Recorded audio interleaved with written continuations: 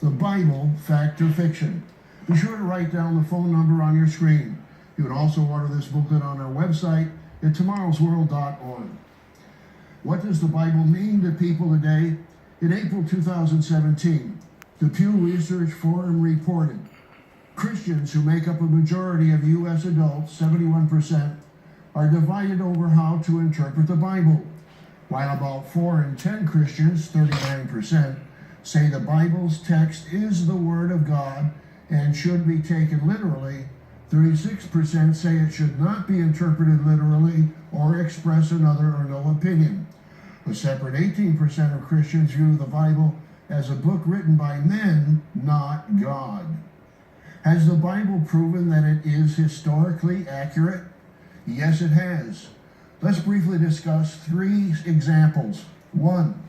The critics stated that the Bible's reference to an Assyrian empire was untrue. 2.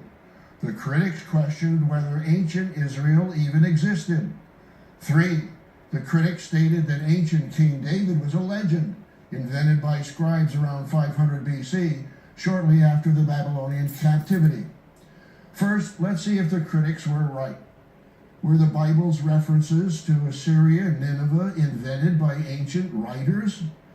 Back in the 18th century, critics even questioned the existence of the Assyrian Empire and the existence of the ancient city-state of Nineveh mentioned in the Bible.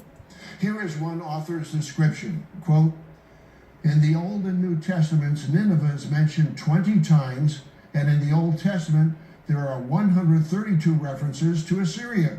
An increasing number of skeptics, however, their religious faith diluted by the spectacular scientific breakthrough accompanying the first stirring of the Industrial Revolution, sneered at tales of Nineveh and treated it as a legend that belonged to an age of fables. For them, there had never been a Nineveh any more than there had ever been a Troy," end of quote. That's from the book The Luck of Nineveh by Arnold Brackman, pages 12 and 13. The archaeologist Austin Henry Layard eventually discovered the ancient city site of Nineveh, and the artifacts in the British Museum in London, the Louvre in Paris, the Oriental Institute Museum in Chicago, and other locales give overwhelming evidence to the historical accuracy of the ancient empire described in the Bible. The critics were proved wrong. The Bible was and is accurate in its references to Nineveh and Assyria. The second criticism we mentioned was that ancient Israel did not even exist.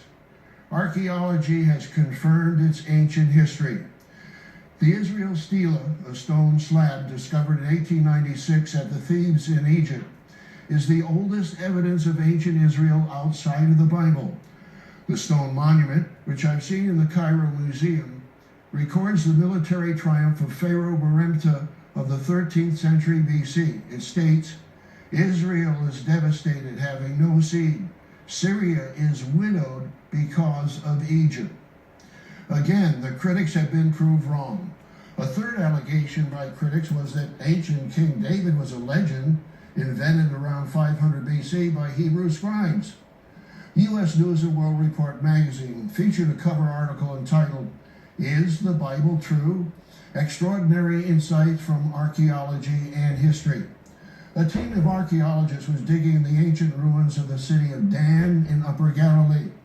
Abraham Baran led the team. They discovered a basalt stone monument from the 9th century BC. The stela, or monument, commemorated, quote, "a military victory of the king of Damascus over 2 ancient enemies.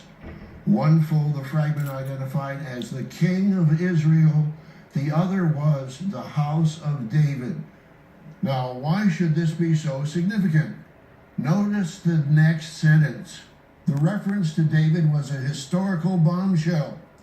But for those who had already proved to themselves the accuracy and veracity of the Bible, this was not a bombshell, but just additional evidence to what they had already proved.